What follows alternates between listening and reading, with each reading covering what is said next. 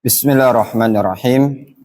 Alhamdulillahi nahmaduhu wa nasta'inuhu wa nastaghfiruh wa na'udzu billahi min syururi anfusina wa min sayyiati a'malina. May yahdihillahu fala mudhillalah wa may yudlil fala hadiyalah.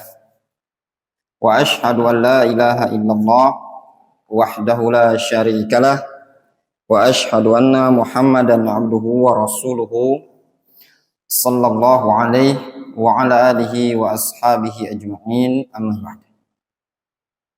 Sebelumnya afwan agak telat mulainya pelajaran kita. Janjinya jam 9, ini mulainya bisa jam 10. Karena jam 9 tadi Ana baru sampai di Palembang, setengah 10 baru sampai rumah. Sarapan pagi dulu.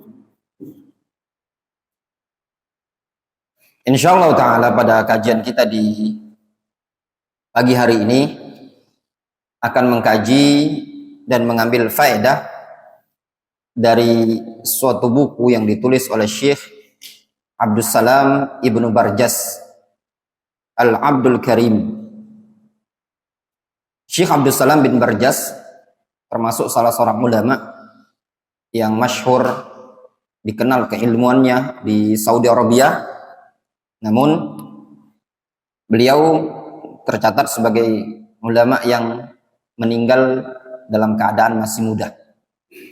Disebutkan sebab meninggalnya beliau dikarenakan kecelakaan. Di sini disebutkan beliau menulis buku,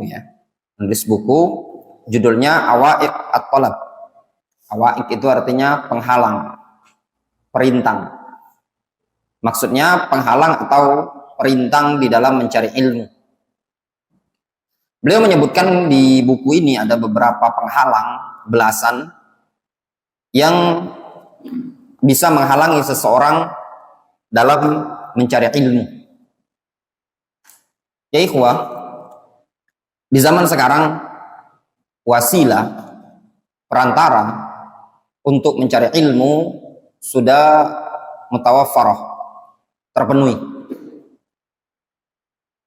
Kendaraan termudahkan di zaman sekarang. Majelis-majelis ilmu juga banyak. Pondok pesantren hampir di setiap provinsi, bahkan dikatakan setiap kabupaten di Indonesia ini didapati adanya pondok pesantren. Kalau untuk di Pulau Jawa hampir setiap kabupaten, bahkan mungkin setiap kecamatan ada pondok pesantren. Dalam satu kabupaten bisa terdapat banyak pondok pesantren dengan berbagai macam jenis pondok pesantren. Untuk kita di Sumatera ini juga didapati setiap provinsi didapati ma'had, pondok pesantren juga dengan berbagai macam jenis pondok pesantren. Namun yang jadi permasalahan, tidak jarang juga kita jumpai sebagian para penuntut ilmu terputus atau al-inqita' an talabil ilmi, terhenti dari menuntut ilmu. Nah, dalam hal ini tadi yang perlu kita pelajari, apa yang menyebabkan mereka terhenti dan terputus dari menuntut ilmu. Terkadang kita sebagai orang tua menginginkan anak kita itu belajar terus. Namun ternyata keinginan kita tidak sama dengan kenyataan. Anak kita belajar di pondok pesantren setahun, 2 tahun, 3 tahun. Kadang dia tidak mau lagi belajar menuntut ilmu syar'i. Nah, permasalahannya apa yang menjadi sebab dasar mereka tidak mau melanjutkan belajar menuntut ilmu syar'i? Nah, di buku ini disebutkan beberapa sebab. Yang pertama kata beliau, al-a'iq al-awwal, sebab pertama, talabul ilmi li ghairi wajhillahi subhanahu wa ta'ala. Menuntut ilmu bukan dikarenakan mengharapkan wajah Allah subhanahu wa ta'ala.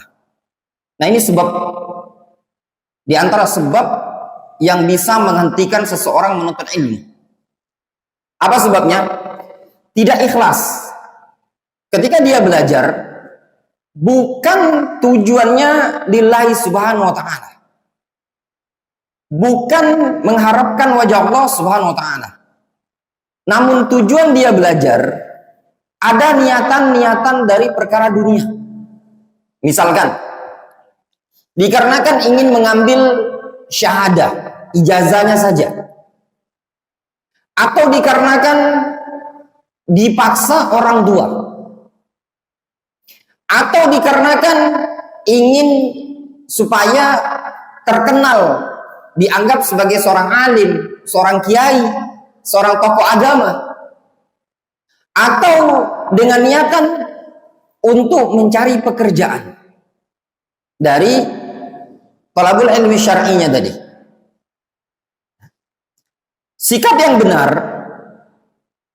sikap yang benar bagi seorang penuntut ilmu di dalam mencari ilmu harus diniatkan lillahi subhanahu wa ta'ala.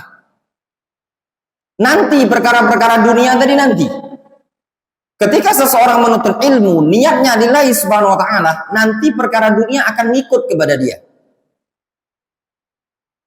Di sini Syekh Abdul Salam bin Barjas membawakan dalil yang sudah antum hafal berkaitan dengan niat. Innamal a'malu bin niat. Sesungguhnya amalan itu bergantung pada niatnya. Hadis ini tanpa kita jelaskan lagi panjang lebar, antum semua sudah menghafal bahkan mengerti maksud dan makna hadis ini tadi. Namun kita baca di sini keterangan dari sahabat Abdullah ibn Mas'ud. Abdullah bin Mas'ud pernah mengatakan, "Lau anna ahlal ilmi sanul ilma wa wada'uhu inda ahlihi lasadu bihi ahla zamanihim." Kalau seandainya para ahlul ilmi mereka menjaga ilmu tadi serta meletakkan ilmu tersebut pada ahlinya, pada orang yang layak, lasadu bihi ahla zamanihim, niscaya dengan ilmu tadi mereka akan menjadi pemimpin pada umat di zaman tersebut. Walakinnahum bazaluhu li ahli dunia, akan tetapi mereka meletakkan ilmu tadi kepada ahli dunia, liyanalu bihi min dunyahum, supaya mereka ahli dunia bisa mendapatkan dunia dengan ilmu tadi. Fahanu alaihim, sehingga mereka pun ahli ilmi menjadi hina pada ahli dunia tadi. Ini gambaran yang dikatakan oleh Abdullah bin Mas'ud radhiyallahu anhu. Beliau mengatakan, kalau seandainya orang-orang yang berilmu meletakkan ilmu tadi pada orang-orang yang betul-betul bisa menjaga ilmu, niscaya mereka akan mulia dengan keilmuannya. Namun tatkala mereka meletakkan ilmu tadi pada orang-orang yang ingin mencari dunia dengan ilmu, sehingga mereka pun menjadi hina di atas ahlud dunia. Ini yang selayaknya, ya, bagi kita semua, letakkanlah ilmu tadi pada orang-orang yang betul-betul ikhlas lillahi subhanahu wa ta'ala. Sehingga kalau ilmu tadi berada pada orang-orang yang ikhlas, maka mereka akan mulia dengan ilmu tadi.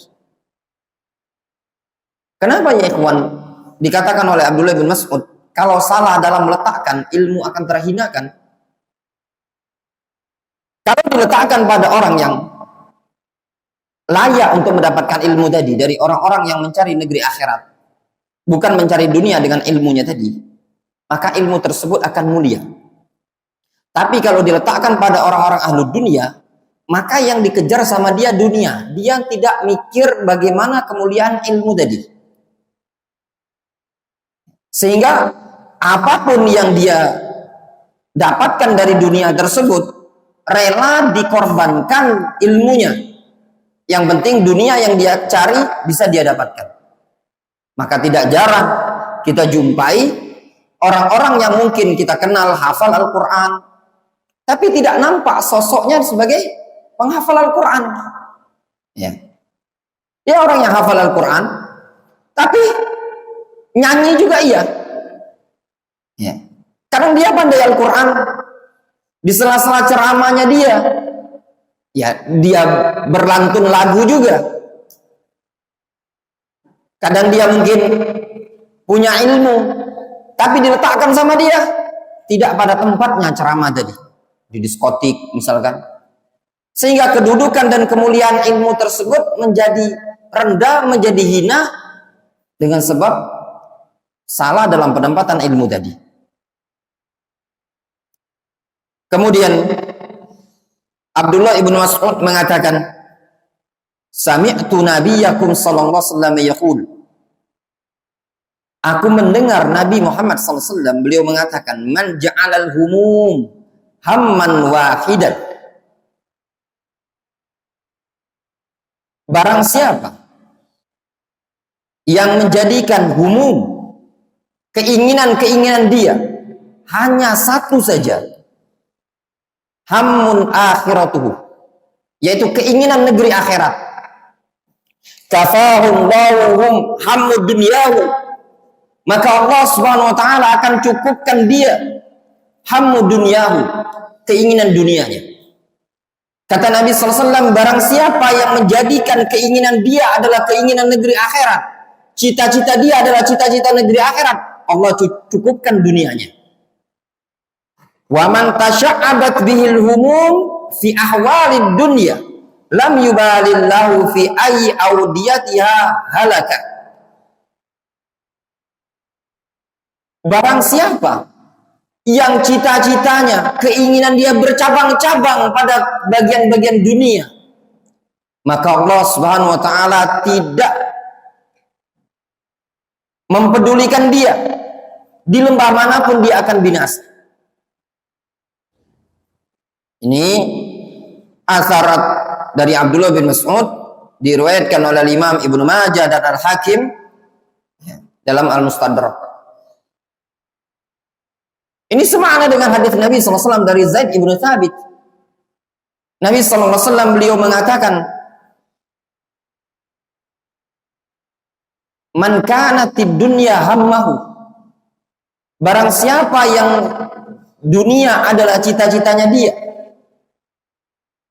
farraqallahu syamlah, maka Allah Subhanahu wa taala akan pecahkan urusan-urusan dia.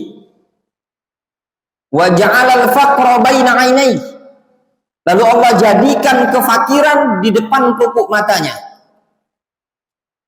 Walam ya'tihi minad dunya illa ma kutibalah, dan dunia tersebut tidak akan datang kepada dia melainkan sesuatu yang sudah ditakdirkan oleh Allah Subhanahu wa taala. Wa man kanatil akhirah hammahu, sebaliknya kata Rasul, siapa yang menjadikan akhirat adalah cita-citanya, jama'allahu syamlah, Allah Subhanahu wa taala akan kumpulkan urusan-urusan dia.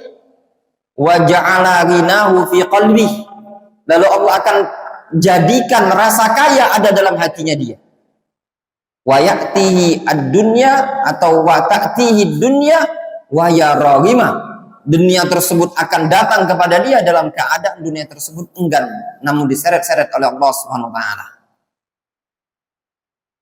Kata Syekh Abdul Salam bin Barjas, inna ahaqqa ma ya'tana bihi talibul ilmi bihi mu'alajatun niyyah, sesungguhnya perkara yang paling layak untuk dibenahi bagi seorang talibul ilmi adalah mu'alajatun niyyah, memperbaiki niat, membenahi niat.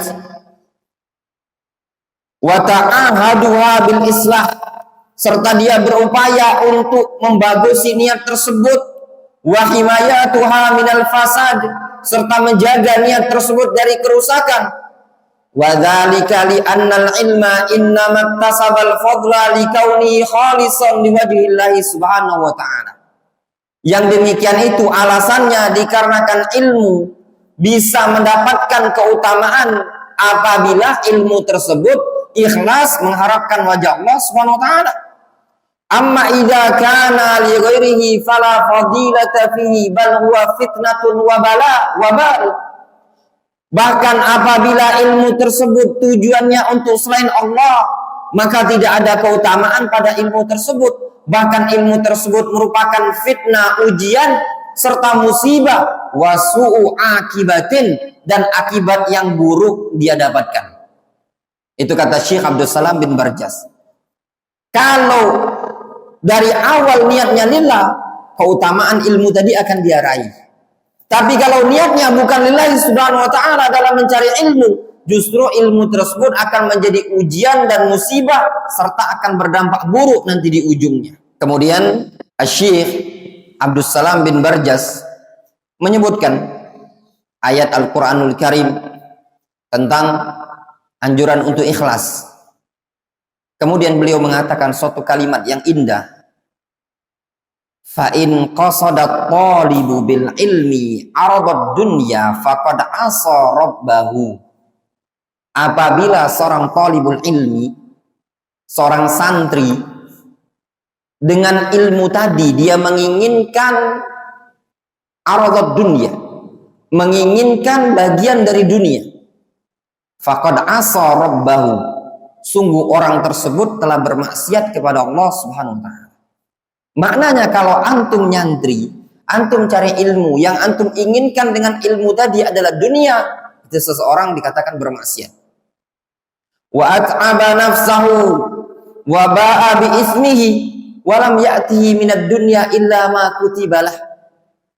Dia telah membuat lelah dirinya sendiri, terus dia akan pulang dengan membawa dosa, lalu tidak akan datang dunia tersebut kepadanya, melainkan sekedar sesuai dengan apa yang telah dicatat, ditetapkan oleh Allah Subhanahu wa ta'ala. Qala Al-Hasan rahimahullah ta'ala, berkata Al-Hasan Al-Basri, man talabal ilma ibtigha'al akhirah adrakaha.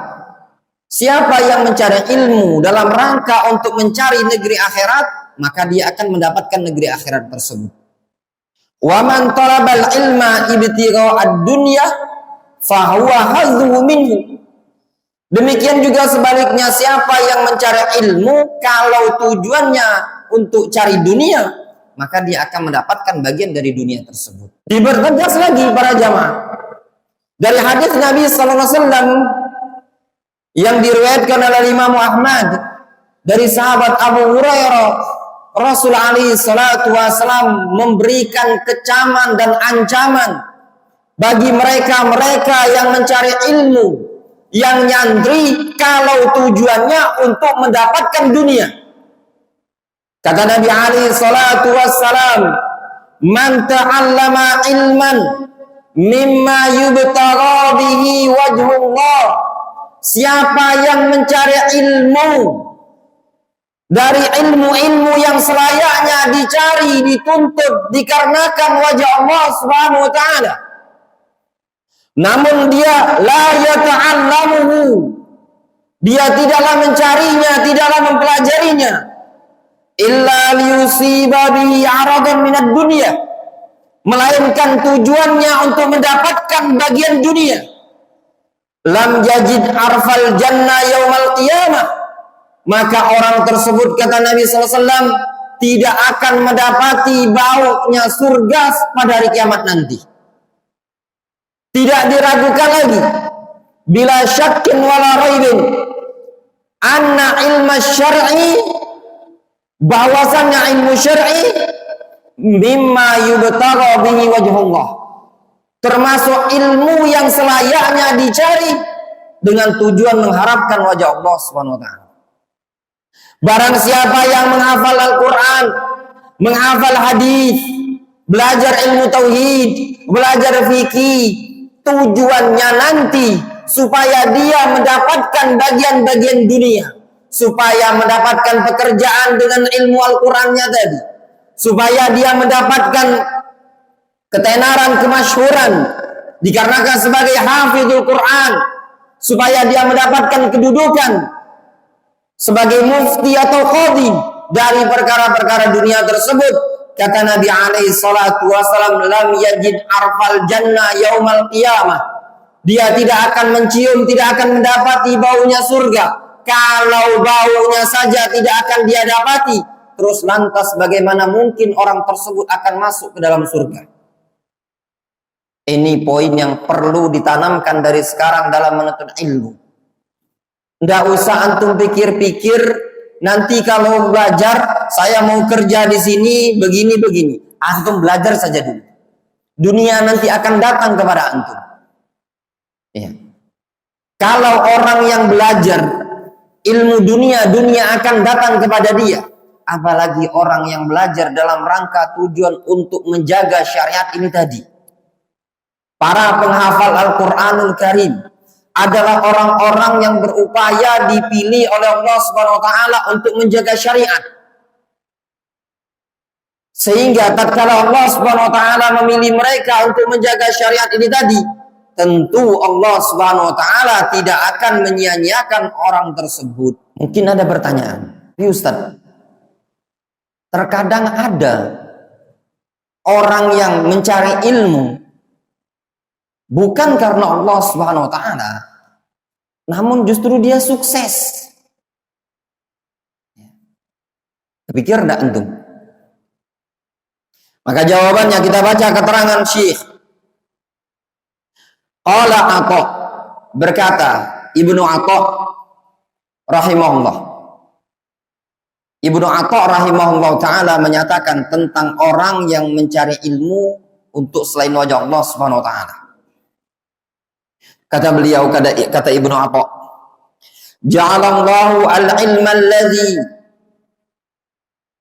'allamahu, atau ja'alallahu al-ilma alladhi 'alimahu man hadza wasfuhu hujjatan alaihi. Maknanya Allah Subhanahu wa taala akan jadikan ilmu yang diketahui oleh orang tersebut sebagai hujjah bagi dia. Wa sababan fi tahsilil uqubati ladaihi.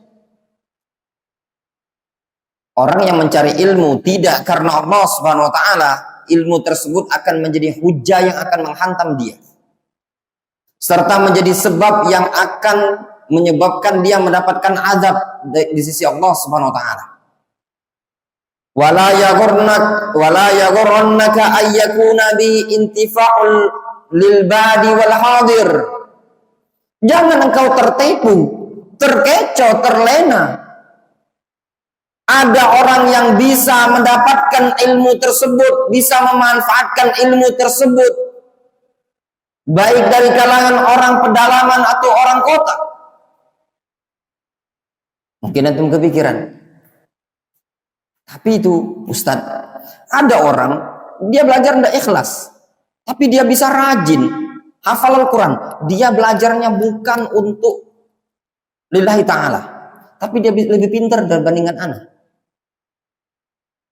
Dia bisa ini, bisa nahunya bisa, bahasa Arabnya bisa, fikihnya pandai, dia juga pandai hafalan Al-Qurannya. Kata beliau, jangan tertipu dengan kondisi orang seperti itu. Kenapa? Dikarenakan disebutkan dalam hadis, innallaha la yu'ayyidu hadzal din birrajulil fajir. Sesungguhnya Allah Subhanahu wa taala sungguh terkadang menguatkan agama ini, menolong agama ini dengan perantara ar-rajul al-fajir, orang yang jahat, orang yang buruk.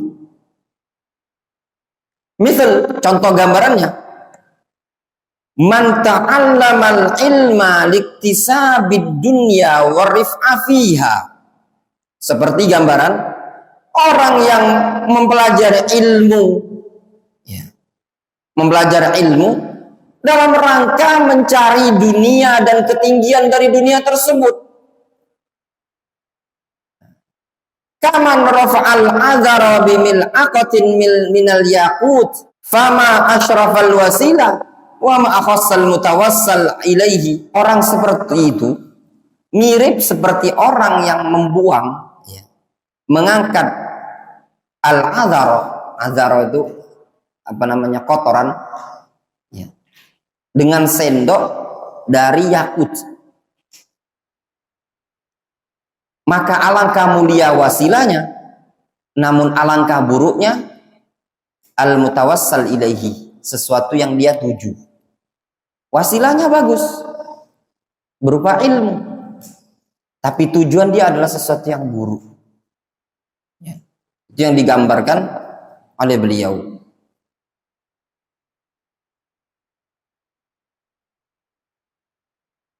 Kita baca lagi keterangan yang disebutkan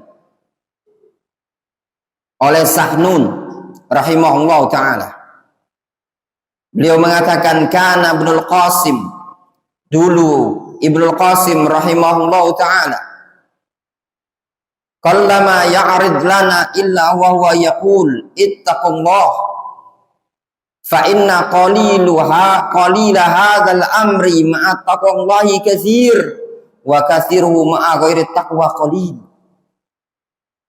Kata Ibnu Qasim dulu, ketika beliau sering sekali atau jarang sekali beliau mengajarkan ilmu kepada kami, melainkan beliau selalu mengatakan ittaqullah, ya. Takutlah kalian kepada Allah Subhanahu wa taala. Sesungguhnya bagian yang sedikit dari ilmu ini kalau dibarengi dengan takwa itu sesuatu yang jauh lebih banyak. Namun banyak dari ilmu ini kalau dibarengi tidak ada takwa itu adalah sesuatu yang sedikit. Maknanya apa? Ilmu sedikit dibarengi takwa jauh lebih baik dibandingkan ilmu banyak tapi tidak ada takwa kepada Allah Subhanahu wa taala. Sebagian salaf mengatakan innama yubtahul ilmu liyattaqallahu bihi. Ilmu itu dicari untuk bertakwa kepada Allah Subhanahu wa taala.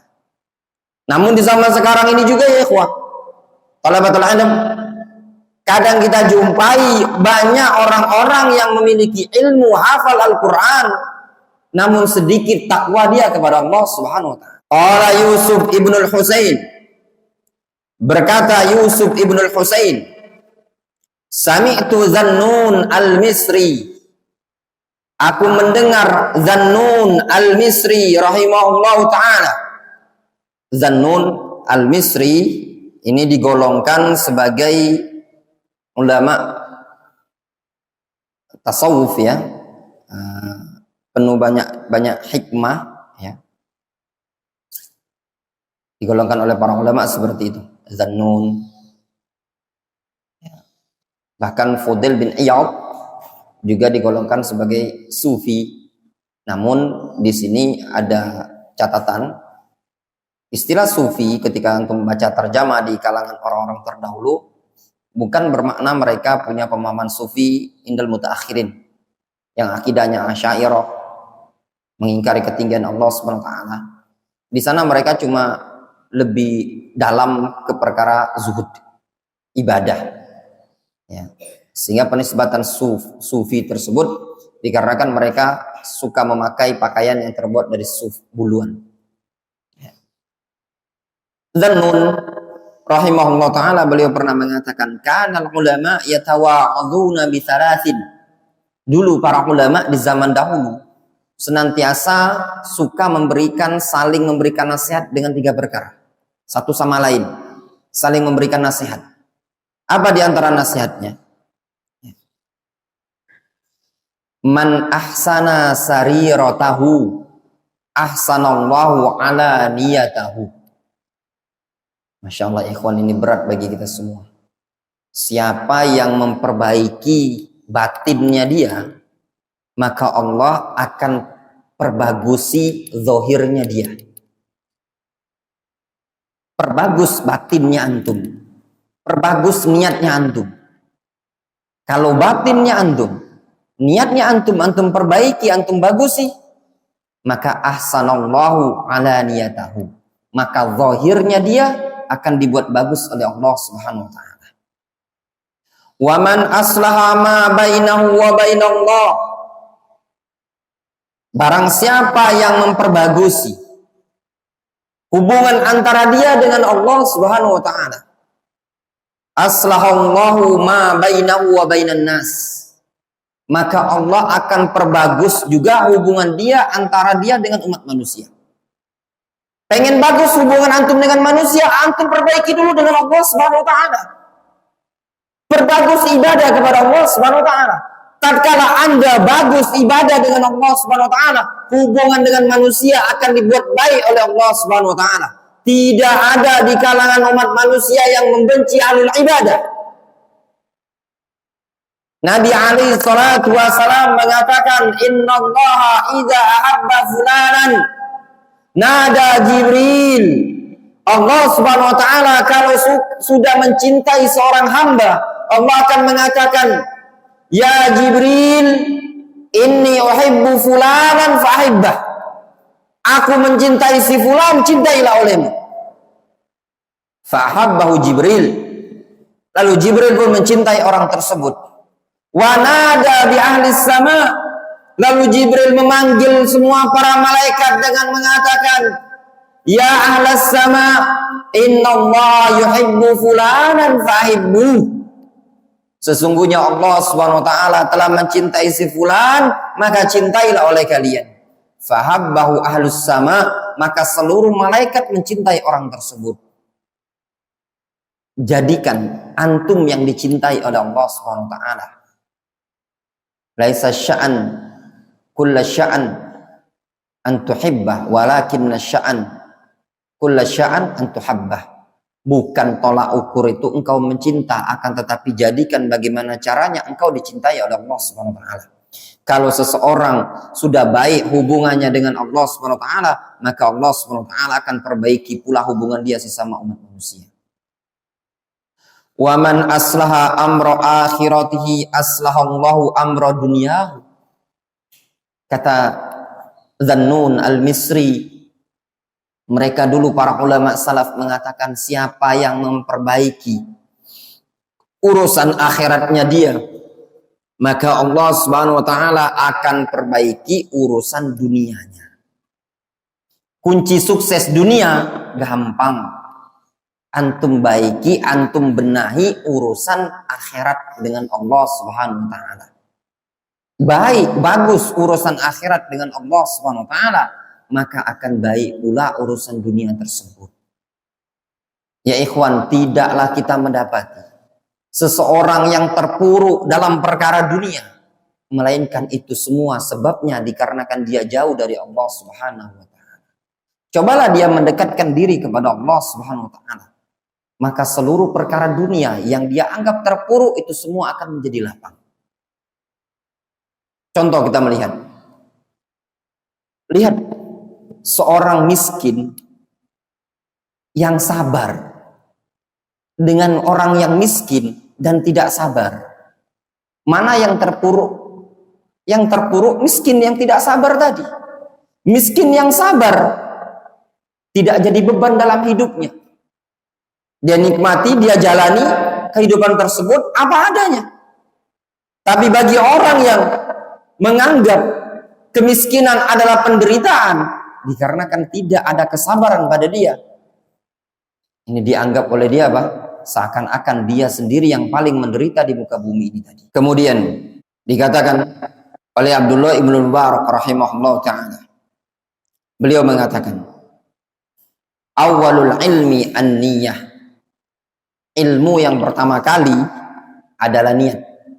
Ya, dalam belajar pertama kali langkah dalam menuntut ilmu, ya memperbaiki niat. Itu langkah pertama kali. Tsummal istima'. Kemudian langkah yang kedua al-istima', mendengar. Nah ini ya ikhwan. Perbaiki langkahnya antum dalam menuntut ilmu, niatkan ikhlas, mau belajar. Yang kedua, pasang telinga baik-baik, dengarkan baik-baik. Tsummal faham, kemudian fahami apa yang disampaikan, itu kuncinya.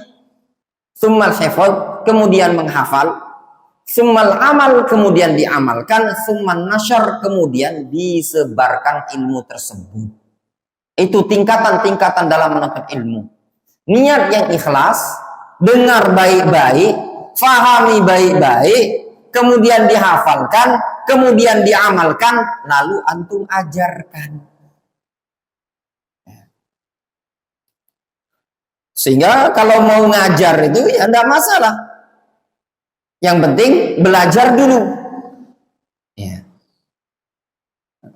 Antum belajar, kemudian antum mengajar, berdakwah, itu diperbolehkan. Itu urutannya tadi.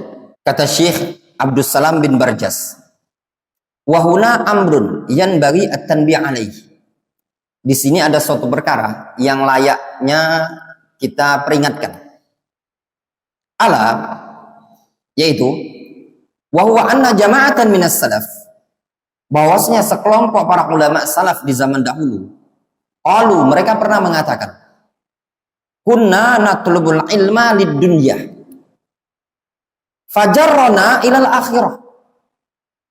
Sebagian ulama salaf di zaman dahulu, mereka mengatakan, dulu kami mencari ilmu untuk perkara dunia. Namun ternyata ilmu tersebut menarik kami untuk menjadi ikhlas mencari akhirat. Datang juga asar dari sebagian salaf, talabna hadzal amra wa laisa fi niyyah, tsumma ja'an niyyati ba'du. Dulu kami mencari ilmu, tidak ada niat sama sekali lillahi subhanahu wa ta'ala. Namun kemudian setelah itu barulah datang niat ikhlas. Nah, dari sini ya ikhwan, bukan berarti ketika antum dipaksa, didorong oleh orang tua untuk masuk pondok pesantren, antum mengatakan sama abinya antum, sama umi, abi, umi, anak nanti dulu lah mondoknya. Kenapa? Belum ikhlas, masih terpaksa. Dipaksakan dulu, ya, walaupun belum ikhlas, antum paksakan dulu. Biasanya kalau antum paksakan terus, nanti lama-lama jadi ikhlas. Yang tadi niatnya cuma mau setahun, jadi 2 tahun, jadi 3 tahun, jadi 4 tahun. Betah akhirnya. Dan tertanam pada dirinya.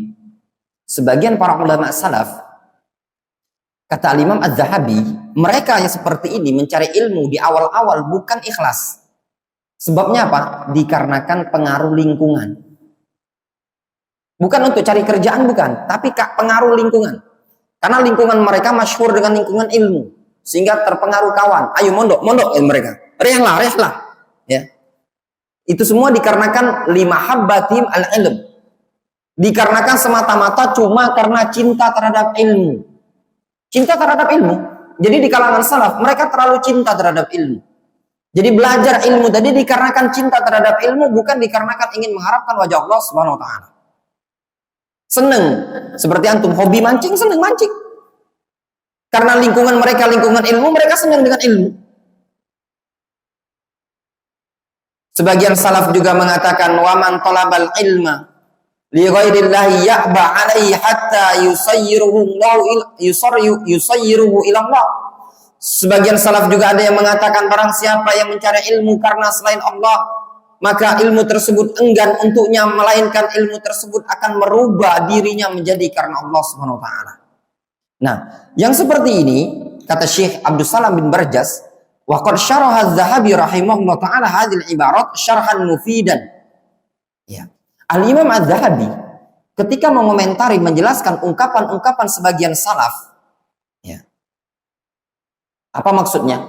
Tadi kan salaf, sebagian mereka mengatakan, kami dulu mencari ilmu bukan karena Allah. Berarti tidak ikhlas. Nah, apakah mereka belajar dulu pengen kerja di perusahaan? Ngapa antum ngafal Al-Quran? Supaya jadi polisi, Ustaz. Ya, jadi ada ceritanya Dafa. Jadi dia ke Jawa Timur kemarin yang kita utus belajar tuh. Jadi ada di pondok pesantren dulu, tempatnya siapa? Rio, ya. Nah, jadi Rio nelfonana, dia cerita, Ustaz, pas di rumah kalau tidak salah Rio cerita, ada Ustaz dari Sumsel, dari Banyuasin kalau tidak salah, daerah Banyuasin, atau pokoknya daerah situ, atau Sungai Lilin atau Banyuasin, menghafal Al-Quran, tapi udah balik Ustaz. Magetan kan bagus menghafal Al-Quran, tapi udah balik. Ngapa ya balik? Nah, jadi tentara dia Ustaz. Berarti bukan karena Allah Subhanahu wa ta'ala. Ionian Ustaz ya. Nah. Dulu salaf bukan ngafal Al-Quran pengen jadi tentara, bukan. Bukan pula mereka ngafal Al-Quran pengen jadi polisi. Jangan antum berpikir seperti itu. Atau pengen jadi imam masjid di Imarat di Dubai. atau pengen kerja di Kementerian Agama, atau pengen jadi nyalek, ya, ngafal Quran supaya ada disenangi para santri, supaya banyak yang nyoblosnya santri. Bukan. Lihat kata Imam Az-Zahabi, ya. Beliau menyebutkan, ya, ketika Imam Az-Zahabi mengomentari ucapan Ma'mar ibnu Rashid, Abu Urwah Al-Basri, ya. Ma'mar bin Rashid, ini sebagai faedah yafin ilmu shalah, Ma'mar bin Rashid thiqatun, ya, beliau thiqah kalau meriwayatkan dari kitab, dhaif kalau beliau meriwayatkan dari hafalan. Dia dhabtul kitab, aslinya orang Basrah. Beliau berangkat ke rihlah ke Yaman, belajar di Yaman, kemudian tinggallah di Yaman, menjadi seorang alim di negeri Yaman. Katanya orang-orang Yaman, Ma'mar tidak usah lagi disuruh pulang ke Basrah. Qayyidu, ikat dia. Maknanya apa? Zawiju, nikahkan dia dengan orang Yaman. Dinikahkanlah si Ma'mar dengan Yemeniyah. Ya, nikah dia, dapat cewek Yaman. Dia menyampaikan tahdits di negeri Yaman. Itu Ma'mar ibnu Rashid. Kalau Ma'mar bin Rashid meriwayatkan mentahdits di luar Yaman, dhaif. Kenapa? Karena kitabnya ada di Yaman. Itu faedah dalam ilmu mustalah. Ya. Antum-antum yang bukan orang Palembang ini tadi, yang sudah belajar di sini, supaya dia sudah capek-capek kita bina, ya, supaya jadi orang sini, qayyidu, ikat dia. Jadi masih nikah kan, cari kan pasangan di sini, ya enggak? Nah, Ma'mar ibnu Rashid Abu Urwah, beliau dulu pernah mengatakan, kana yuqal inna rajul liyatlubal ilma li ghairillah fayaba 'alail ilmu hatta yakuna lillah. Dulu seseorang apabila mencari ilmu karena selain Allah Subhanahu wa taala, maka ilmu tersebut enggan untuk dirinya sampai betul-betul ilmu tadi lillahi Subhanahu wa taala. Kalau dulu di zaman dahulu orang kalau belajar niatannya bukan ikhlas, maka ilmu enggan nempel pada dia, sehingga ilmu tersebut akan menggiring dia kepada Allah Subhanahu wa taala. Nah, kata Imam Az-Zahabi, "Na'am, ya. Yatlubuhu awwalan wal hamilu lahu hubbul ilmi." Masya Allah. Ya, beda dengan kita.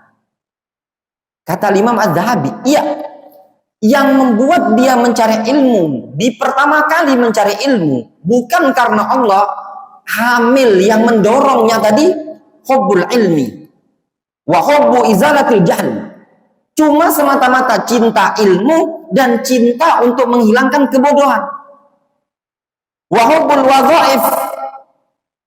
Ya. Dan senang dapat pekerjaan. Wa nahwu dzalik, dan yang semisal itu yang mendorongnya. Walam yakun ilmu wujubil ikhlas bihi. Namun tidak ada ilmu ketika itu tentang kewajiban ikhlas. Wala sidqun niyah, tidak pula ada sidqun niyah. Fa idza alima hasaba nafsahu. Tatkala dia sudah punya ilmu orang tersebut, dia menintrospeksi dirinya, wa khafa wa min wabali qasdihi, dan dia pun khawatir nanti dapat musibah buruk dari niat-niatnya tadi.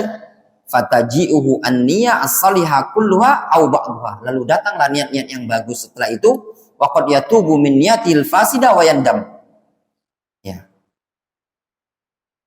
Dan kata Imam Az-Zahabi, sehingga dia pun terkadang taubat dari niat yang buruk tersebut, dia menyesal.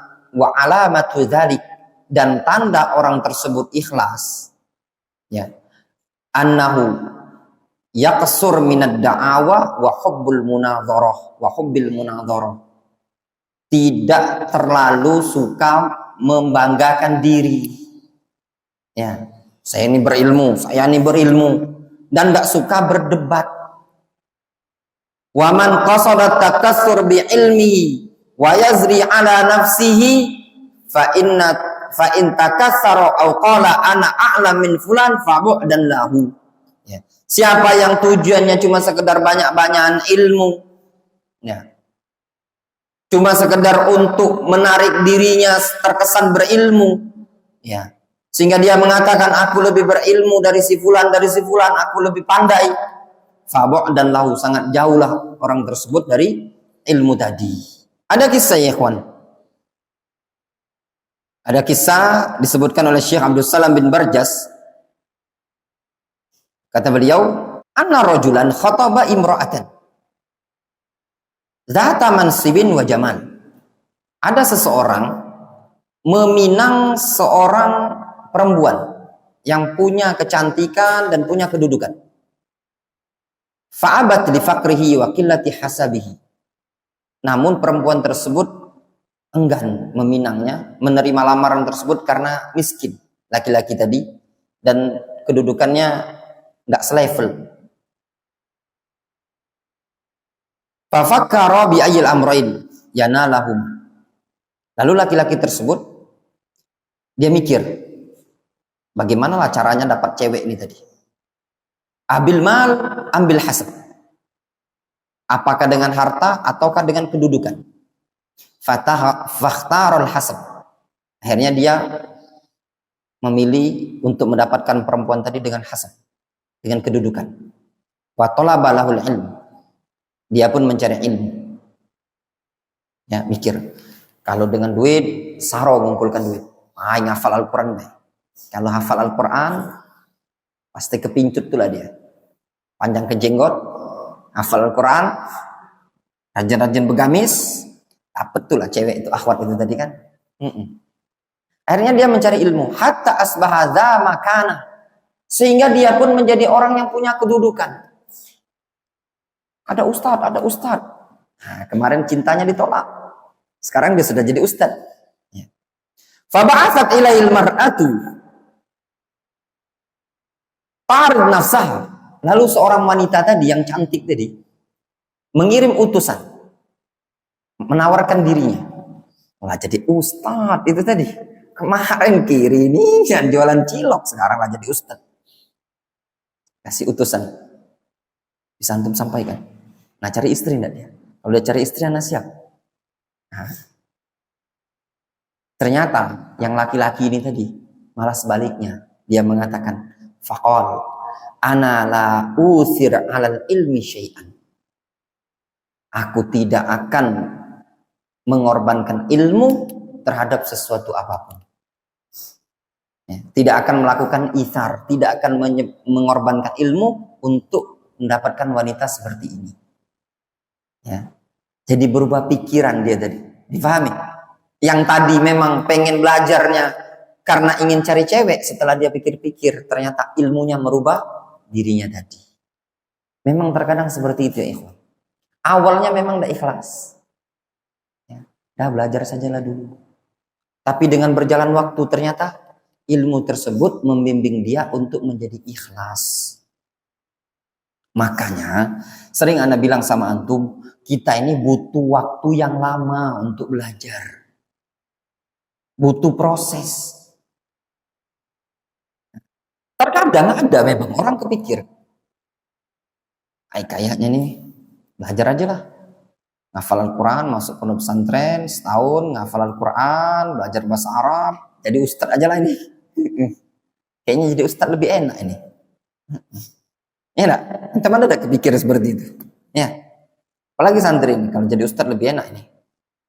Anak kalau jadi ustadz, anak push up kan santri, buka lagi push up tangan, kepala anak suruh push up, cungkir balik dalam masjid. Nah, kalau jadi santri ini susah terus, dikit-dikit push up, dikit-dikit tegak. Ya enggak? Ayo lagi. Ada kepikiran antum jadi ustadz? Hah? Antum kalau jadi ustadz jangan balas dendam. Ya. Nah, terkadang dengan berjalan waktu, karena lama prosesnya tadi, itulah ilmu tadi membuat orang untuk menjadi ikhlas. Antum buka halaman 14. Qala Hammad ibnu Salamah. Berkata Hammad ibnu Salamah, man talabal hadits li ghairillahi makara bihi. Siapa yang mencari hadis, mencari ilmu bukan karena Allah, maka Allah SWT akan buat makar terhadap dia. Nah ini juga terkadang ya ikhwan. Kalau niatnya tidak ikhlas, maka terkadang tujuan yang didapat tidak sama dengan niatnya antum. Ya. Contoh misalkan, antum pingin menghafal Al-Quran, tapi tujuannya ingin jadi polisi. Ternyata Al-Quran sudah hafal, juga tidak lulus-lulus. Stres tidak antum? Tidak lulus, sudah hafal Al-Quran. Jadi tentara juga tidak lulus-lulus. Jadi PNS tidak lulus-lulus. Akhirnya jadi kurir. Mending kalau kurir JNE, JNT. Kurir tidak bermerek. Tahu antum kurir tidak bermerek? Tidak ada PT-nya gitu. Nah itu tadi, karena niat tidak bagus. Makanya kadang seseorang itu diuji oleh Allah SWT tatkala niatnya tidak bagus, tidak tercapai. Disebutkan oleh Ibrahim An-Nakhai,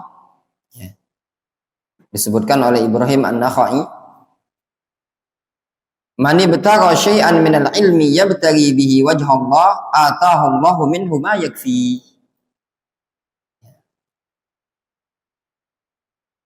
Barang siapa yang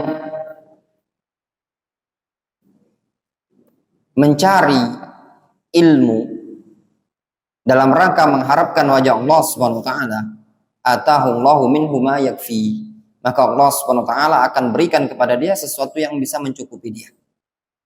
Kalau niatnya antum ikhlas lillahi Subhanahu wa taala, maka Allah Subhanahu wa taala akan berikan kecukupan kepada antum dari sisinya. Ya. Yang penting jaga niat ikhlas, maka insyaallah taala Allah Subhanahu wa taala akan memberikan kecukupan.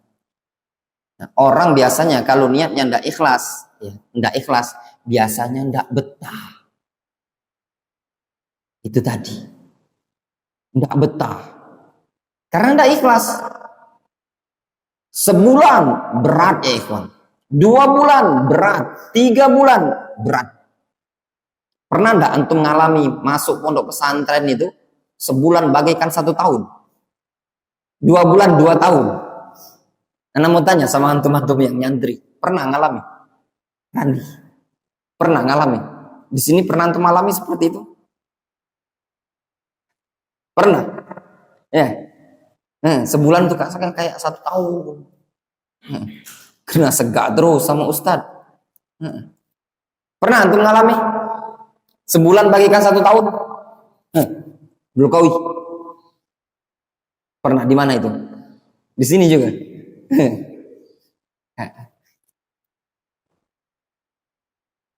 Memang kadang awal-awal seperti itu, ikhwan. Ya ikhwan, sebenarnya yang berat bagi antum itu cuma masalah satu. Kena oceh sama kena marah kan? Sebenarnya semuanya ada sebab. Kalau masuknya tepat waktu, jam belajar, insya Allah nggak ada orang marah. Ustadznya antum bukan gilo. Enggak. Kebersihan, bersih, nggak akan dimarah. Ya enggak? Ya enggak, Radi? Kalau nasi busuk masih numpuk di dapur, kamar mandi tadi berantakan, ya enggak? Celana kotor sempak ada di dak tekeruan aku tadi. Ada yang tergantung sempak kolor di kamar mandi di situ. Nah, itu kepalanya Ustadz berapi-api. Ya. Akhirnya itu tadi sebabnya, ada sebab. Coba kalau rapi, sudah bagus, ditambah lagi. Sudah sempak ngantung di kamar mandi, dapur berantakan, ditambah di majelis ngantuk. Kalau itu bukan lagi kena tego antum. Coba kalau antumnya disiplin, antumnya sesuai, betul-betul nyantri, ya. Sudah makan misalkan, berantakan itu nampan di situ, nasi di belakang, ya enggak? Kalau nasi berantakan, keran masjid banyak patah, nasi busuk numpuk di dapur, selokan mampet, sempak tergantung di dulu sempak siapa yang naruh sempak di anu itu kan? Kamar mandi. Sempak taruh kamar mandi, ini masjid. Orang lalu lalang. Nah, seperti itu akhirnya apa? Buat antum sendiri yang merasa tidak betah. Sebenarnya bukan masalah merasa tidak betah, antumnya karena membuat diri antum tidak betah. Ya.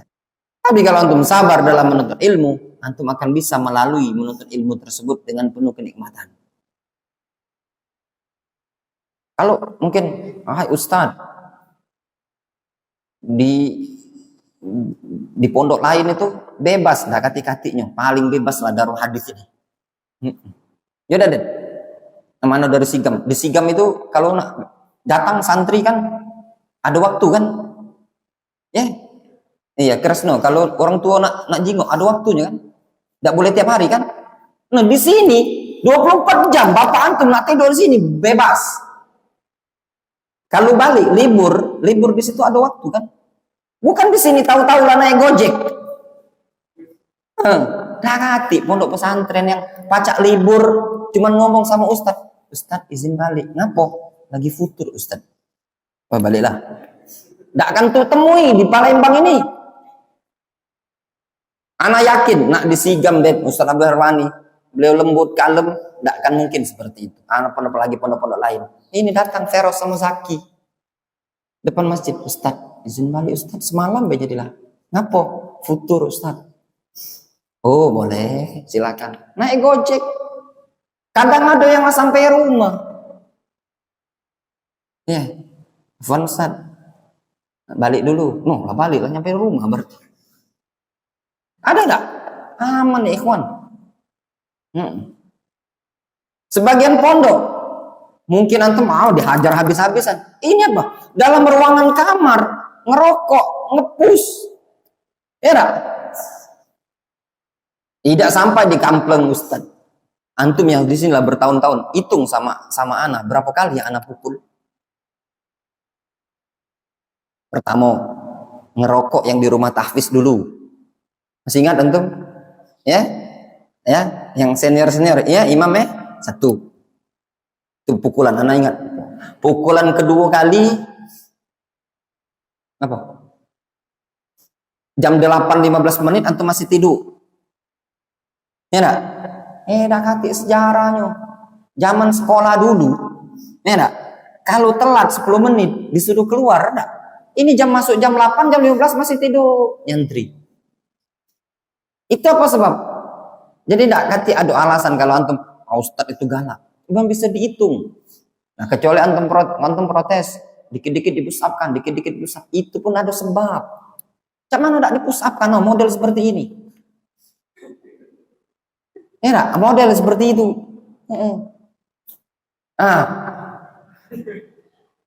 Yang ini. Tadi menuntut ilmu. Kata Ibnu Mubarak, awalul ilmi an-niyah, tsummal istima'. Mendengar. Ini apa? Tidur. Kalau di sekolah umum, antum masih ingat dulu sekolah umum? Apa kalau kita tidur di kelas dulu Andres? Lempar pakai kapur. Ya enggak? Di sini tidak. Antum bisa bayangkan kalau sekolah umum tidak kehitung, mungkin penghapus papan tulis itu melayang. Ya enggak? Jadi kalau banding-banding itu tadi di sini ini masih mending. Ada enggak di sini yang tidak pernah kena push up sama sekali? Ini ngalamin terus ya?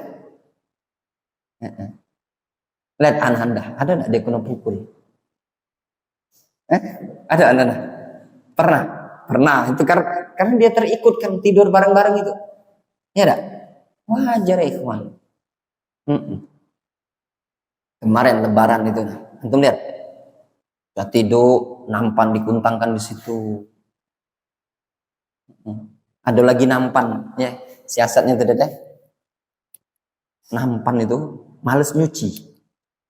Jadi dibuang untuk menghilangkan jejak. Diumpeti nampan kotor itu di dak yang paling sini. Itu apa? Itu sebab-sebab yang membuat apa? Kepalanya Ustadz berapi-api. Jadi ada alasan, enggak betah Ustaz, bagaikan setahun, 2 tahun.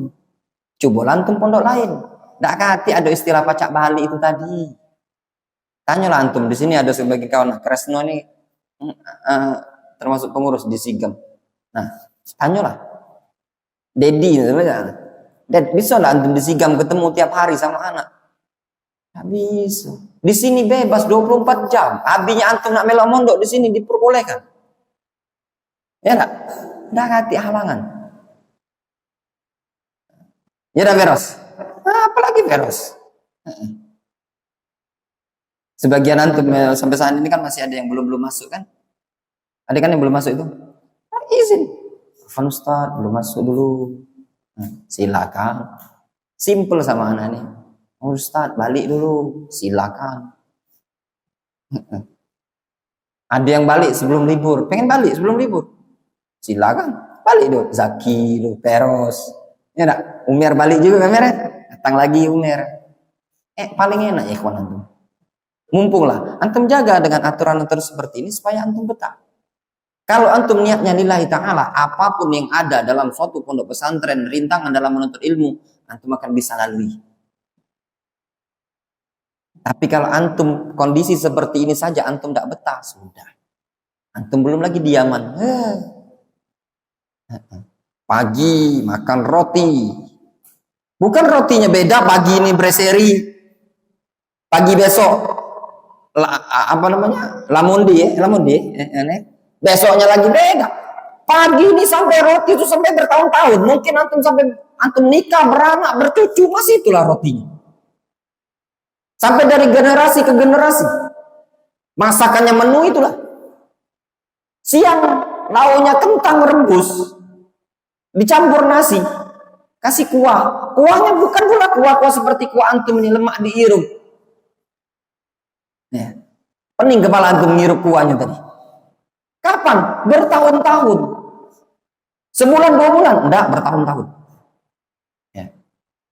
Makannya di lantai keramik. Wah, lemak nih antum di lantai keramik. Makannya antum makan duduk kan? Kita nih jongkok 3 tahun makan jongkok. Antum duduk tuh makan. Makan kawan-kawan yang mau ke Darul Hadis Fiush, latihlah makan jongkok. Sikok nampak dong 10. Bukan puluh lauknya, nasi putih itu tadi. Supaya nasi itu ada rasa, kadang beli jeruk nipis ya bayangkan tuh. Cabai hijau itu, jeruk nipisnya diperas-peraskan supaya ada rasa asam-asam dikit nasi. Cuman lah rasanya.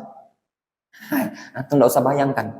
Apa yang antum makan itu sudah jauh lebih enak. Tidak percaya, tanyalah Firhan. Itu Firhan chatting. Ya, kemarin dia chatting sama Ana. Masya Allah Ustaz, katanya. Di sini nak ke pasar baik, mobilnya cak ini no angkot. Dalam mobil itu Ustaz, kalau kami lagi ke pasar, di mobil tuh kami, kambing juga masuk. Angkotnya mobil pick up. Bukan antum angkotnya antum di sini kan ada yang balik naik gokar.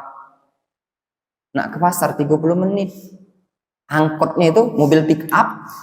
Ya. Di situ ada uang nongkrong di situ, bayar 500 real Yaman. Kalau ada ke pasar uang nak bawa kambing, naikkan pucuk mobil tadi. Jadi antum nongkrong di mobil tadi, ada kambing, ada uang, ada barang. Itu baru kendaraan. Makan. Atau si Firhan, makannya cuma nasi sama kentang. Ternyata nikmat di Darul Hadis di Palembang Ustaz. Nah, baru tahu antum. Ya. Terus Firhan ngomong kemarin Ustaz, istri kami jam 10 hidupnya maghrib hidup, matinya jam 10 malam. Maghrib hidup, mati jam 10 malam antum. Anak tanya, pakai listrik? Bukan, tenaga surya. Di Subaiha, tenaga surya. Antum bisa bayangkan, dusunnya antum lagi masih listrik. Ya.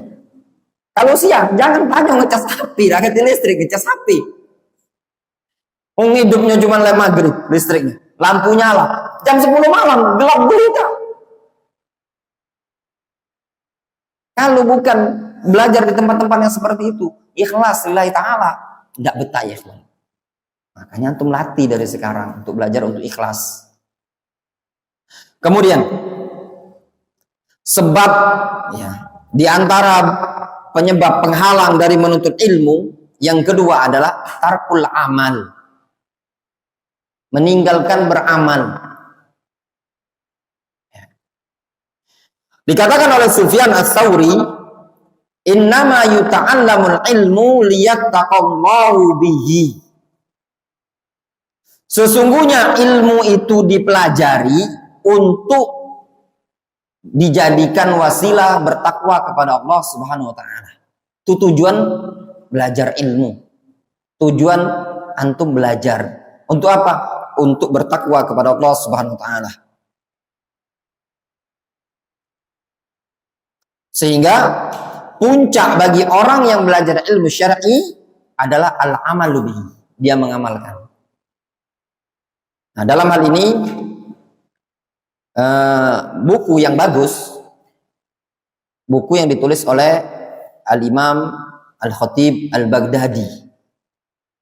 Judulnya apa? Iqtida'ul ilmi al-amal. Konsekuensi ilmu adalah beramal. Disebutkan dalam hadis dari sahabat Abu Barzah Al-Aslami radhiyallahu anhu, Rasul alaihi salatu wasallam mengatakan, la tazulu qadama 'abdin yaumal qiyamah hatta yus'alu an umrihi fima afnah. Ya. Kata Nabi sallallahu alaihi wasallam, tidak akan bergeser kaki seorang hamba pada hari kiamat nanti sampai dia ditanya tentang 4 perkara. Apa 4 perkara tersebut? Di antaranya yus'al an umrihi fima afnah. Dia akan ditanya tentang umurnya pada perkara apa saja dia habiskan umur tadi. Wa an ilmihi fima fa'ala bih. Tentang ilmunya apa yang telah dia perbuat, telah dia amalkan. Wa an malihi min aina iktasabahu wa fima anfaqahu. Tentang hartanya, dari mana dia dapatkan dan pada perkara apa dia gunakan. Wa an jismihi fima ablah. Tentang jasad badan dia, pada perkara apa dia binasakan. Nah, ini 4 perkara yang akan ditanya. Antum nanti di hari kiamat dan kita semua akan ditanya tentang umur kita. Kemana saja habis umur ini tadi? Apakah disia-siakan begitu saja? Tentang ilmu, apa yang telah diperbuat? Tentang harta, di mana didapatkan? Kemana dia belanjakan? Lihat ya ikhwan. Tentang harta ada 2 pertanyaan. Yang pertama, min aina iktasabahu wa fima anfaqahu. Dari mana dia dapatkan, kemana dia belanjakan. Adapun tentang ilmu, ditanya apa yang telah diamalkan. Diriwayatkan dari Abu Darda radhiyallahu anhu annahu qala. Abu Darda mengatakan, la takunu aliman hatta takuna muta'alliman. Wala takunu bil ilmi aliman hatta takuna bihi amilan. Kata Abu Darda radhiyallahu anhu, engkau tidak akan menjadi seorang alim sampai engkau menjadi seorang yang muta'alliman, seorang yang belajar. Kalau antum ingin menjadi seorang yang alim, maka antum belajar dulu. Tidak mungkin seseorang itu langsung menjadi alim tanpa belajar. Jadi yang terpenting tadi, dalam seseorang ingin mendapatkan ilmu ya belajar. Wala takunu bil ilmi aliman hatta takuna bihi amilan. Dan engkau tidak akan menjadi orang yang alim terhadap suatu ilmu sampai engkau menjadi orang yang mengamalkan ilmu tadi. Kalau ingin menjadi seorang alim, ya belajar. Dan seseorang tidak dikatakan alim sampai dia mengamalkan ilmu tadi. Difahami baik-baik. Ya. Orang kalau punya ilmu tapi tidak diamalkan, maka tidak akan dikira oleh orang dia ini orang yang berilmu. Contoh, antum santri, ya, sudah hafal Al-Quran 30 juz, sudah belajar ini itu, rambutnya antum di apa? Dibotaki sebelah, kemudian di sininya dipirangi 3 warna, ya enggak? Pakai kalung, pakai rompi, ya enggak? Pakai topi, ikat kepala, pelepis, toka, tahu toka antum? Tahu orang Pekanbaru tahu toka? Bolong bagian dengkul, ya. Dengkulnya bolong, musbil, panjang. Ya. Kira-kira antum nganggap enggak orang ini orang yang berilmu? Antum mikir, bukan orang berilmu, orang awam ini. Kenapa? Karena tidak nampak ada pengamalan pada dirinya. Azan berkumandang, dia minum-minuman. Padahal ini mantan santri, hafal Al-Quran 30 juz. Pasti kita akan berpandangan apa? Negatif. Ya benar? Nah, seperti itulah gambarnya tadi ya ikhwan. Jelas ya? Tapi ketika antum punya ilmu, punya pengamalan, maka akan nampak sosok ilmu tersebut pada diri antum. Bahkan terkadang orang terkecoh dengan pengamalan, padahal dia bukan orang yang berilmu. Masya Allah, dia pakai peci putih, pakai gamis putih, jenggotnya rapi. Maksudnya rapi itu bukan rapi dicukur, bukan. Panjang, rapi, bersih, ya enggak? Kumisnya rapi, megang Al-Quran. Antum masuk masjid disuruh jadi imam, ya enggak? Silakan. Dan percaya, cobalah antum begamis, sholat di masjid zuhur, sholat di masjid dekat Simpang Patal itu, ya enggak? Antum langsung disuruh jadi imam. Antum begamis putih, ya. Masjid Simpang Patal, sama Masjid Agung enggak mungkin antum jadi imam. Masjid Simpang Patal itu tadi. Itu makan disuruh maju. Silakan. Karena orang mikir, antum Masya Allah ini ustadz ini tadi. Karena kelihatan sosoknya tadi. Nah, jelas ya? Tapi kalau santri, sampai santri bukan itu. Santri itu mondok dia 3 tahun di pondok pesantren. Oh, santri ini tadi. Nggak nampak sosoknya tadi. Ya. Antum lihat kadang ya. Anak pernah pengalaman di Surabaya. Zaman anak masih jadi santri, anak pengen beli kitab di toko. Kalau tidak salah nama tokonya Ahmad Nabhan. Darul Kitab, Darul Kutub Al-Arabi. Jadi pas milih-milih kitab, masuklah cewek, sepan lepis, celananya sepan lepis, celana lepis panjang. Kalau tidak salah bajunya tuh seperti gocek ini, tidak panjang ini tadi, kaos. Tapi pakai kerudung bukan kerudung jilbab, bukan kemban, tahu kemban yang, ya itu. Yang ditanya sama dia kitab tafsir, anak lupa tafsir apa tafsir Jalalan atau apa. Kita ini begamis kan, dia nanya tafsir. Kaki anak lirik, aconnya tafsir. Cewek sih ini tadi. Malu lah pondok-pondok dari pondok-pondok Surabaya kan banyak pondok NU ya. Nggak lama masuk lagi. Rambut panjang, baju kaos, lepisan pula. Ya. Beli kitab lagi juga. Wah, santri ini tadi.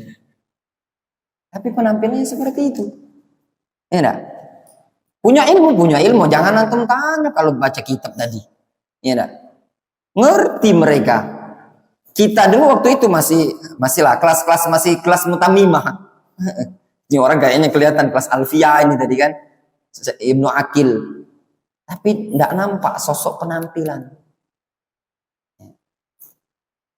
Pernah pengalaman anak dakwah, jadi bareng satu mobil. Jadi baju kaos, tidak berpeci, sepan lepis, gitu. Ternyata wong sekayu. Jadi pas turun nak sholat zuhur, dia nanya, Oh enggak, waktu itu bukan sholat zuhur, waktu nak di makan siang, jam 11-an. Koda katanya, kata koda, makan siang itu. Nanya dia, antum dari mana? Dari Palembang inilah. Antum Sekayu gitu. Di mana dulu antum belajar? Sana tanya gitu. Yaman kata dia. Sama, juga di Yaman.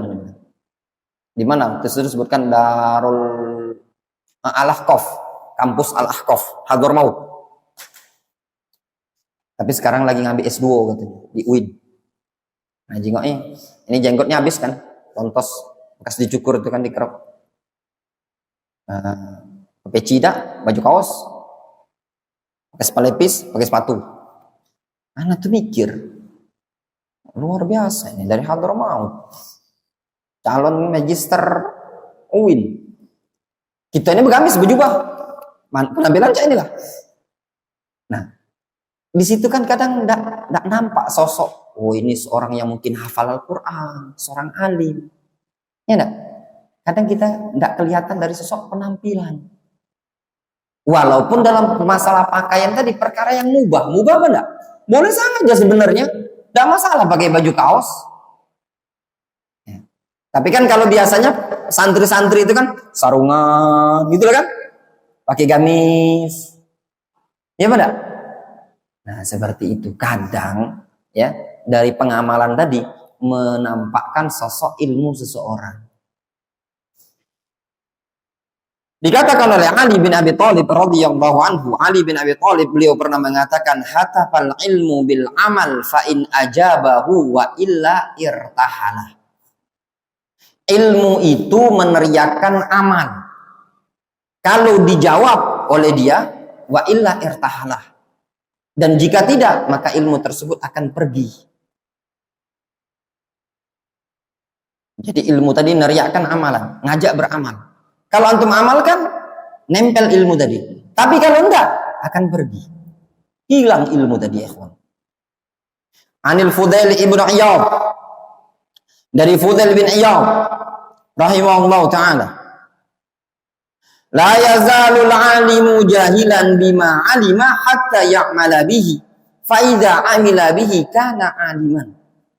Seorang alim senantiasa dikatakan orang yang bodoh terhadap ilmu yang dia miliki sampai dia mengamalkan ilmu tadi. Faiza amila bihi kana aliman. Kalau diamalkan sama dia, maka dia dianggap sebagai orang yang berilmu. Jadi seorang alim tetap dikatakan bodoh sampai dia mengamalkan ilmunya.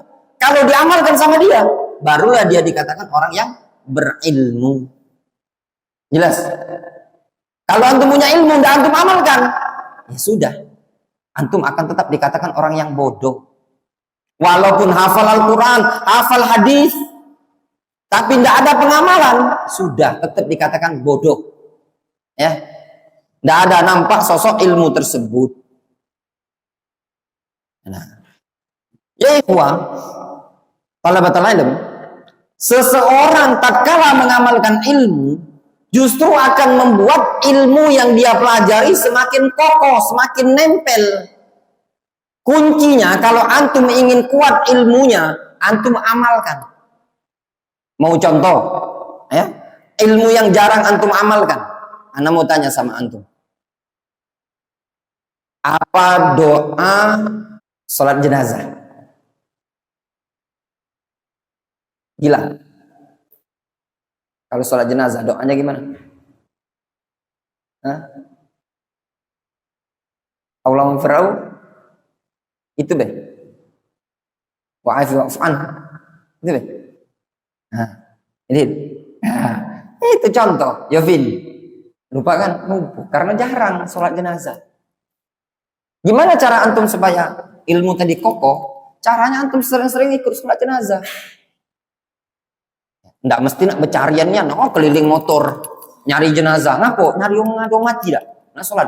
Nggak mesti. Ketika ada di masjid tempat antum tinggal ada jenazah, sholatlah.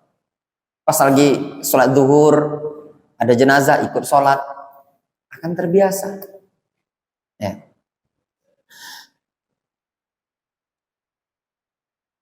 Sama ana dulu enggak juga sama seperti antum, enggak mungkin. Karena jarang kita sholat jenazah. Setelah di Yaman lama-lama mungkin, karena di Yaman tiap hari sholat jenazah. Lebih sering lihat sholat jenazah dibandingkan lihat anak kecil nangis di masjid. Sampai kami dulu, kok di sini enggak ada anak kecil nangis ya? Tapi sholat jenazah sering. Itu anak-anak Yaman pemberanian tuh. Kan cak antum ini. Jadi ada jenazah dikerumuni sama dia. Kalau ada jenazah itu paling senang mereka. Kalau ada jenazah, pengen sekali mereka itu gotong. Anak-anak seumuran antum, bukan model-modelnya antum ini angkat batu bata. Mereka kalau ada jenazah itu paling senang mereka. Rebutan untuk gotong jenazah. Anak-anak belasan tahun. Itu yang gotong jenazahnya kadang anak-anak kecil. Senang sekali mereka ikut gotong. Dikatakan oleh Imam Asy-Sya'bi rahimahullah ta'ala, kunna nasta'inu ala hifdzil hadithi bil amali bihi wa kunna nasta'inu ala talabihi bis saum. Kata Imam Asy-Sya'bi rahimahullah ta'ala, dulu kami meminta perlindungan untuk menghafal hadis tersebut dengan cara mengamalkan hadis tadi. Supaya bagus, kuat hafalannya, mereka amalkan. Wa kunna nasta'inu ala talabihi bis saum. Dan kita meminta pertolongan di dalam mencari hadis tersebut dengan cara berpuasa. Lihat ya ikhwan. Ya. Untuk menghafal hadis mereka barengi dengan ibadah. Apa itu puasa? Untuk menguatkan hafalan hadis mereka amalkan. Jadi penuh dengan amal. Jangan antum, Ustadz, masa disuruh puasa terus? Itu di kalangan salaf dulu. Mereka dalam mencari ilmu puasa. Capek Ustadz puasa. Capek, turun di pucuk di bawah. Masih ngomong capek. Nggak ada lagi antum pondok pesantren. Belum didapati untuk saat ini. Yang belajarnya tuh nggak terlalu capek. Tinggal turun bawah deh. Nah, tanya ke Resno. Antara asrama sama tempat belajar di Sigam agak berjarak ya. Berapa meter kira-kira Resno? 50 meteran ada? Lebih. Ya. Tapi beda ruangan asrama dengan dengan tempat belajar ya. Sini antum tuh asal tak terjun baik dah dari situ. Sampai ke bawah itu. Itu kalau yang tidur di pucuk, kalau yang tidur di bawah. Tak butuh capek belajar. Makanya disuruh puasa. Kecuali kalau antum asrama, antum situna dekat pasar, sini. Makanya disuruh puasa. Banyak manfaatnya. Di antaranya apa? Antum tidak capek-capek, ribet tiket kan? Syukur-syukur antum puasa terus tiap hari. Beras hemat, tiket juga. Tiket juga udah repot lagi kan? Kalau antum ngomong, ada usah terus makan makanan Ustaz, kita minum baik. Tambah lagi dah tiket, dah tinggal lagi cuci nampan. Ya enggak? Paling antum bersihkan galon. Bisa enggak makan? Kuat, enggak kuat itu tadi. Enggak kuat. Antum kalau sudah, Ustaz, kami nak fokus belajar.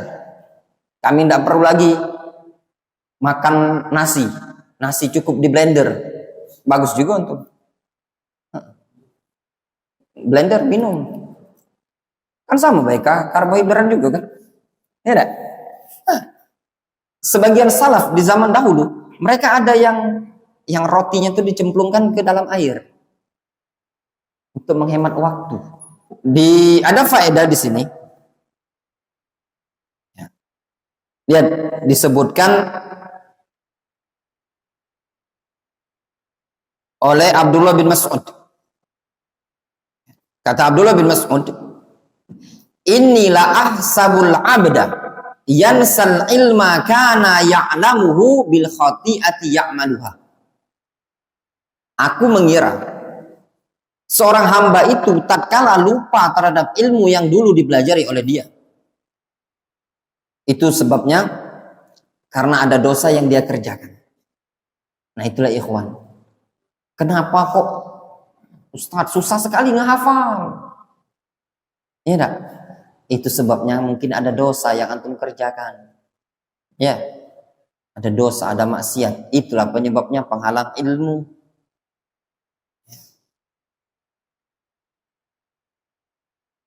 Disebutkan dalam riwayat dari Abu Abdurrahman As-Sulami bagaimana mereka para salaf belajar. Haddatsana alladzi kanu yuqri'unana annahum kanu yastaqri'una minan nabiyyi sallallahu alaihi wasallam. Telah menyampaikan kepada kami orang-orang yang membacakan Al-Qur'an kepada kami. Bosnya dulu tatkala mereka meminta bacakan Al-Qur'an dari Nabi sallallahu alaihi wasallam, wa kanu idza ta'allamu 10 ayatin lam yakhlifuha hatta ya'malu bima fiha minal amal fata'allamna al-Qur'an wal amal jami'an. Dulu mereka sahabat apabila melewati 10 ayat atau mereka mempelajari 10 ayat, mereka tidak melewatinya sampai mereka mengamalkan kandungan yang terdapat pada ayat tersebut. Fata'allamna al-Qur'an wal amal jami'an, sehingga kami pun belajar Al-Qur'an dan amal sekaligus. Itu kalangan salaf. Jadi mereka belajar, menghafal, mereka juga ngamalkan. Itu di kalangan para ulama salaf di zaman dahulu. Nah, jadi mereka belajar, mereka amalkan, mereka belajar, mereka amalkan, sehingga nampak ya ikhwan. Nah, yang di sini anak sering lihat kurang ada amal pada antum, sholat sunnah ya, qobliyah, ba'diyah itu tadi. Ini suka nongkrong, ini posnya di sini kadang. Nah, itu calon-calon kena gebuk. Ya enggak? Antum santri. Setelah azan itu ambillah posisi masing-masing, enggak usah ngobrol. Ambil posisi masing-masing. Ini enggak ngobrol di sini kadang, ini posnya di sini. Berbaris antum, ambil posisi masing-masing. Salat sunnah qobliyah. Antum ingin baca Quran, baca Quran. Enggak baca Al-Quran, antum doa. Bukan ngobrol. Setelah sholat, salam, antum sholat sunnah. Maghrib gitu juga. Jangan ngobrol. Terus juga antum ahlul Quran. Bangun jam 4 subuh. Antum punya bacaan Al-Quran, punya hafalan Al-Quran. Antum sholat taqiyamul lail, sholat witir. Antum doa. Nampak sosok seorang santri. Difahami? Amalkan ilmunya antum. Antum sudah belajar, tinggal antum amalkan. Kemudian dikatakan faedah oleh Syekh Abdul Salam bin Barjas, tarkul amal, meninggalkan amalan, ya, atau meninggalkan pengamalan ilmu tersebut ada dua macam. Yang pertama, meninggalkan perkara-perkara yang wajib. Maksudnya apa? Dia melanggar perkara-perkara yang haram. Mana perkara yang wajib dikerjakan sama dia tidak dikerjakan. Itu bagian dari tidak mengamalkan ilmu. Yang kedua, meninggalkan perkara-perkara yang sunnah, serta tidak menjauhi perkara-perkara yang makruh. Perkara-perkara yang sunnah ditinggalkan sama dia. Terus apa yang selayaknya dilakukan oleh al-imam, oleh seorang penuntut ilmu? Maka yang layak dia lakukan adalah mengamalkan perkara yang wajib, meninggalkan perkara yang muharram, serta mengerjakan perkara yang sunnah dan meninggalkan perkara-perkara yang makruhat. Perkara-perkara yang diperintahkan dalam syariat, kerjakan.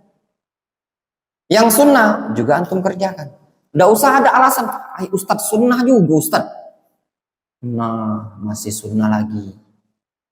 Ya, perkara yang sunnah terkadang tidak layak ditinggalkan bagi orang-orang tertentu. Bagi seorang penuntut ilmu, perkara yang sunnah itu tidak layak ditinggalkan.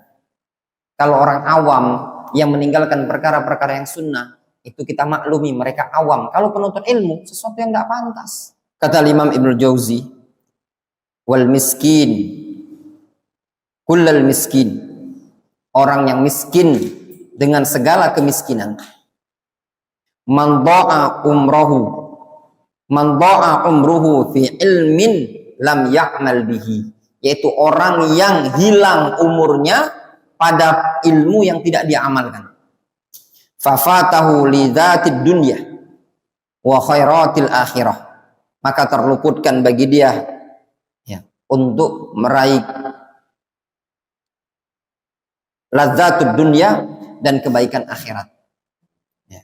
Terluputkan bagi dia kelezatan dunia dan kebaikan akhirat. Faqaddama muflisan ma'a quwwatil hujjah alaih. Dia lebih mendahulukan kebangkrutan dalam keadaan ada hujjah bagi dia. Itu yang tidak pantas bagi seorang talibul ilmi, ya. Kemudian ya ikhwan,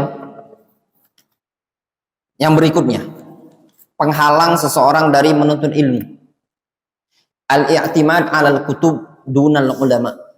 Bersandar dengan buku tanpa hadir di majelisnya para ulama, tanpa ada guru. Nah, ini juga ya ikhwan, ya. Terkadang sebagian para penuntut ilmu merasa sudah bisa, dia kadang tidak mau bertanya. Ya, tidak mau bertanya, tidak mau mendengarkan bimbingan para ulama karena sudah merasa bisa.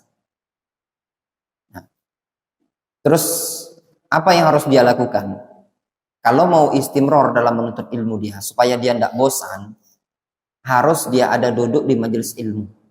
Walaupun terpenuhi fasilitas belajar, seperti sekarang ini bisa Zoom, ada online dan yang lainnya, tapi dia harus ke majelis ilmu. Walaupun dia sudah bisa baca kitab. Apa manfaatnya? Duduknya dia di majelis ilmu tadi, itu bisa mengokohkan dia. Disebutkan di sini oleh Imam Asy-Syafi'i, man tafaqqaha min butunil kutub dhayya'al ahkam. Ya. Barang siapa yang belajar dari lembaran-lembaran buku, maka dia telah menyia-nyiakan ahkam fikih, hukum. Ya.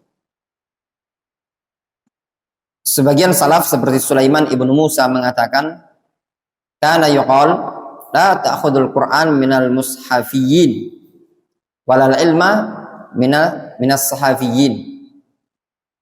Jangan ambil Al-Quran dari orang yang cuma belajar dari mushaf, dan jangan ngambil ilmu dari orang yang cuma belajar dari lembaran. Harus ada punya guru. Ya, antum tahu-tahu. Makanya zaman sekarang ini ya kadang kita heran juga ya. Ada orang gitu, tahu-tahu muncul di permukaan dakwah, tak dikenal dia belajar di mana, duduk di majelis ilmu, walaupun tidak nyantri, tidak jadi santri, tapi punya riwayat belajar di majelis ilmu, itu jauh lebih baik. Tidak mesti harus nyantri, tinggal di pondok pesantren, tidak mesti, tapi dia ada riwayat dari hadir di majelis ilmu. Yang jadi masalah itu tidak dikenal, belajar di majelis ilmu cuma modal online depan laptop, tahu-tahu khutbah, tahu-tahu buka kajian. Yang seperti ini tadi ya ikhwan, nanti salahnya tuh lebih banyak. Ya. Terus juga tidak mungkin dia bisa mendidik seseorang dengan baik. Ya. Kalau dia saja tidak belajar. Coba antum pikir, antum mau belajar kepada seorang guru, mungkin seorang ustadz, yang dia itu cuma belajar online. Modalnya online. Dapat dia gelar, dapat mungkin. Entah gelar LC, entah gelar BA, online. Entah mungkin gelarnya apa lagi. MA lah. Segala macam mungkin gelar-gelar yang mungkin menarik gitu. Tapi tidak pernah didapati di majelis ilmu. Entah lokal, masuk lokal itu dalam Indonesia, ataupun di luar negeri. Tidak didapati kondisi seperti itu. Nah, orang yang seperti ini tadi, tidak mungkin dia bisa membina di alam nyata. Kenapa? Karena belajarnya saja di alam maya. Gimana dia akan membina orang di alam nyata kalau dia sendiri belajarnya di alam maya? Gimana dia akan bilang, sabar wahai santri-santriku? Nah, santrinya bilang, ustadz saja tidak mau sabar. Buktinya aja ustadz dengar kajian sambil ngopi. Masa kita disuruh dengar ustadz aja sambil Zoom, ngantuk-ngantuk. Ya enggak? Enggak dipungkiri ya kawan, yang pelajaran-pelajaran Zoom segala macam itu kadang sambil ngopi. Gimana? Sambil makan bakso. Tutup saya. Dengar ke. Kan bisa ditutup kan gambar itu. Videonya kan? Ya benar, tutup. Nah, sudah makan bakso dulu. masak Indomie. Dengar. Ya Ustaz, ya Syekh. Nah, sami'na. Nah, saya makan mie dulu. Iya pada? Bisa ikhwan. Pengalaman anak pernah meeting via Zoom. Meeting. Tutup dah, nah guling dulu. Nah denger tuh. Guling di kasur. Itu meeting. Anak pikir, oh meeting baca ini. Berarti yang lain tuh jangan-jangan sama baca juga. Tutup dah loh masalahnya. Itu contoh gambaran. Nah. Apalagi di majelis. Yang di majelis dilihat depan ustadznya itu lagi masih tidak fokus, apalagi yang ditutup layar. Makanya penting belajar itu harus ada guru. Walaupun tidak ditiadakan yang seperti itu bisa membantu, menopang bagi yang jauh. Dulu para ulama zaman dahulu mengatakan man kana syekhuhu kitabahu kana khata'uhu aktsar min shawabihi. Siapa yang menjadikan kitabnya sebagai guru dia, kesalahan dia itu lebih banyak dibandingkan benarnya. Ya, karena mungkin saja dia salah paham, salah cerna, karena modal baca, bukan modal duduk di majelis ilmu. Ya. Nah terus sebagai faedah ya ikhwan, ya, penutup kajian kita, ketika antum menuntut ilmu, jangan antum selalu tergambar memilah-milah guru. Ya. Hukum asal, ya, guru itu adalah orang yang lebih tua umurnya, lebih berilmu, itu hukum asal. Nanti ada bab yang setelahnya. Namun, kalau tidak memungkinkan bagi antum mencari guru yang ideal, maka kawan antum jadikan guru bagi antum. Sebagian ulama salaf itu ada yang mengatakan qad yaftahullahu 'alaika bi akhika ma lam yaftahillahu bi syekhika. Terkadang Allah bukakan pemahaman dengan perantara temanmu sesuatu yang tidak dibukakan melalui perantara gurumu. Tidak usah pilih-pilih. Ya. Ini enggak mau belajar. Antum nak belajar apa? Anak belajar ajrumiyah. Sama siapa? Sama Ustaz Abdurrahman. Tapi kalau cuma ajrumiyah, tidak usah nak sama anaknya. Itu tadi banyak kawan-kawan yang bisa mengajarkan ajrumiyah. Kalau nak pengen ajrumiyah, makanya dulu tuh datanglah masa-masa dulu. 2 tahun yang lalu. Iya enggak? Yang bisa yang lain cuma sekedar ajrumiyah, ngambil istifadah. Nanti yang lain dari guru yang lain. Terkadang sebagian penyakit penuntut ilmu, dia ini memang pengen ngambil kitab-kitab ini, kadang sebenarnya bisa didapatkan dari kawan-kawan yang lain. Ambil kan, tidak masalah. Antum sambil dengar rekaman, mungkin ada rekaman yang sudah ada. Nah itu memudahkan, namanya istifadah. Dulu sama yang dipraktekkan di Yaman, kita dulu seperti itu. Tidak setiap pelajaran kita belajar sama syekh. Kadang-kadang sama mustafidin. Mustafidin itu senior-senior. Kita belajar sama dia, al-usul as-salasa. Belajar juga sama syekh. Kadang melalui orang-orang yang mungkin ini lebih mudah memahamkannya. Ya. Allah Ta'ala. Mungkin kita cukupkan dulu sampai sini.